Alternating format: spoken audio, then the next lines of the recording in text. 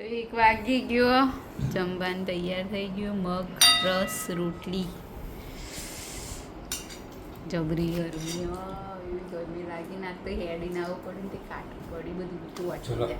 મગનું શાક રસ શાકનું ખાઈ લઈએ. 4 વાગવા આવ્યા અને અમને તો ડીમાર્ટ જવાનું કરી ગયો. અમારા ભાઈએ જો કે જવાનું હતું, શેમ્પુ ને લાવવાનું હતું એટલે તો જઈશું હવે ડીમાર્ટ. મળીએ આગળ. તો 6:30 થઈ ગયા, આવી ગયા અમે ઘેર ખરીદી કરીને. હવે 2 મહિના પછી વાત નહીં, 2-3 મહિના પછી. મેન તો આ લિક્વિડ ને શેમ્પુ ને એ બધું લાવવાનું હતું. બિસ્કીટો ને એવું બધું એ તો હોય જ પછી ઈકણ જઈએ તો. ચલો પપ્પા આવશે હવે, મળીએ આગળ. બધું સામાન લાવીને મૂક્યો, હવે બિલ જોવામાં આવશે, એક વસ્તુ જોવામાં આવશે. હવે 8:30 થઈ ગયા, જમવાનું તૈયાર થઈ ગયું. બનાવ્યું મિક્સ સબ્જી, કેળા મમ્મી માટે, તરબૂચ, ખીચડી, દૂધ, રોટલી. મમ્મીને બુધવારનો ઉપવાસ.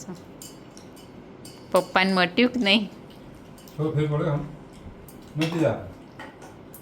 વહેલા દવો કોણ જઈ હજુ ને કે પેલા ખભા જેવું થશે પછી નહીં. ના તો મૂળ પેલી તે એવું જોતા હતા. ઓફિસથી બહાર નીકળે એટલે મેઇન રોડ પર આવી એટલે જોવું પડે પાછળ કે પેલા 2 બાજુથી આવા વાહનો નહીં લે આવો પેલા કોમ બંધ થઈ થી આવેલો પેલી બાજુથી આવો. ચલાવતો તો પાછળ નતું જોયું ને. ચલાવતો જ ને આમ પડીએ ને આપણા એમ નહીં, એક્સિલેટર આપતા પાછળ નતું જોયું ને. પછી આપણા વળંકમાં આવીએ ને તે બાજુ પાસે રેત નાખી ગઈ કોમ ચાલે ને સાઈડનું જોવું પડે બધું. એમાં તકલીફ થઈ ગઈ. ચલો ખાઈ લઈએ હવે. જમી લઈએ. આજના વિડીયોની કરી છે એન્ડ. તમને અમારો વ્લોગ ગમે લાઈક કરો, શેર કરો અને અમારી ચેનલ ધ હેપી હોમ વ્લોગને સબસ્ક્રાઈબ કરો. મળીએ આવતીકાલે એક નવા વ્લોગ સાથે.